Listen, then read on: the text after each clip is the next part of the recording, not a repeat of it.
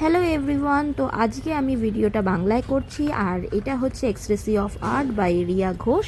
আমি বাংলা এবং ইংলিশ দুটোতেই ভিডিও করে থাকি। তো এই ভিডিওতে আমি কি করছি, মাড ক্লে তৈরি করার চেষ্টা করছি, যেটা দিয়ে মানে আমি আমার মাটিটাকে পরিষ্কার শুদ্ধ করে নামার চেষ্টা করছি, যাতে এর ভেতরে যত অশুদ্ধি আছে সেইগুলো একদম আউট হয়ে যায়, বেরিয়ে যায়, এবং আমি পুরোপুরি ক্লে ফর্মটা পাই, যাতে সেইটা দিয়ে আমি একদম স্মুথলি আমার কাজটা স্কাল্পচিংয়ের কাজগুলো করতে পারি। এই ভিডিওটা থেকে বিগিনার ফ্রেন্ডলি স্কাল্পচিং ভিডিও হবে একের পর এক। সুতরাং যদি কেউ শিখতে চায় তো তার জন্য একদমই চ্যানেলটাকে সাবস্ক্রাইব করে নিতে হবে এবং দেখতে হবে, একের পর এক ভিডিও আসবে। তো অ্যাট দ্য বিগিনিং এখানে আমি অনেকটাই মাটি নিয়েছি, বাট কেউ চাইলে অল্প অল্প মাটি নিয়েও করতে পারে। শীতকালে করা হচ্ছে বলে অবভিয়াসলি একটু ঠান্ডা ব্যাপার থাকবে। আচ্ছা, আসল কথা হচ্ছে এই যে হাতে যখন আমি গোলাচ্ছিলাম তখন এইরকম বড় বড় বা মাঝারি সাইজের স্টোনগুলো তো বেরিয়ে যাবে হাতে, কিন্তু ছোট বা গুঁড়ো স্টোনগুলোর তার জন্য আমাদের এরকম ফিল্টার বা ছাঁকনির দরকার হবে।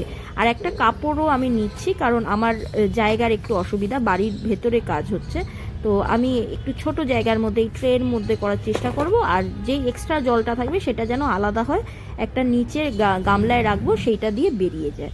সেটা আমি পরবর্তীকালে এই ভিডিওরই শেষের দিকে দেখিয়ে দিচ্ছি। তো আগে ছেঁকে নেওয়া যাক।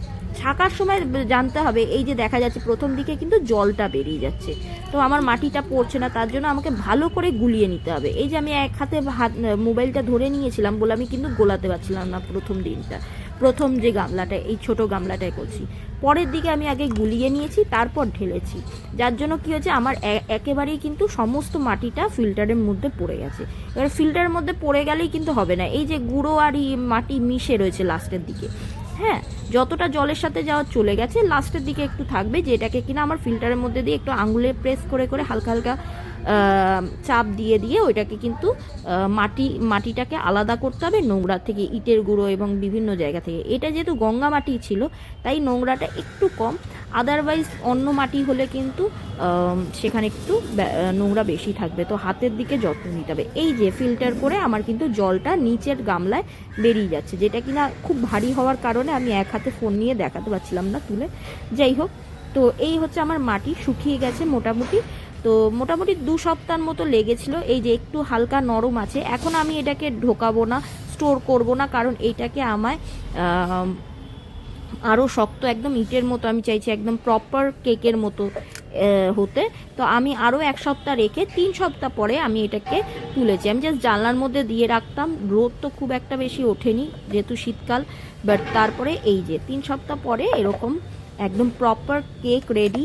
এটা আজকে আমি এডিট করছি হচ্ছে লাস্ট ডে বছরের, তো লাস্ট ডের আগেই আমার কেক কিন্তু মাড কেক, হ্যাঁ একটু শুনতে একটুখানি খারাপ লাগলেও এটা খাওয়ার জন্য নয়, জাস্ট ফর ফান আমি এটা বলছি। এই যে একদম প্রপার রেডি, ঠিক যেরকম আমি চেয়েছিলাম সেই রকমই হচ্ছে, clean, neat and clean, and একদম প্রপার, একদম স্ট্রেংথ ওয়াইজ সব কিছু ভালো। এটা কিন্তু খুব ভালো হবে যে প্রথমবার স্কাল্পচিংয়ের জন্য। দামি ক্লে বা যাদের একটু অসুবিধা, যারা ক্লে কথা ভাবতে পারছেন না, তাদের জন্য কিন্তু এরকম মাটি দিয়ে তৈরি করা খুব সহজ।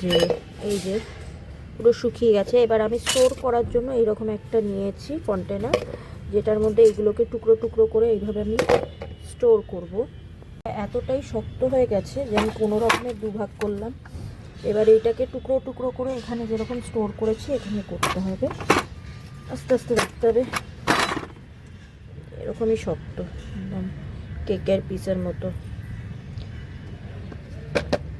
তো এই হচ্ছে কি একদম সর্টেড আছে, এই যে সব রেডি, এখান থেকে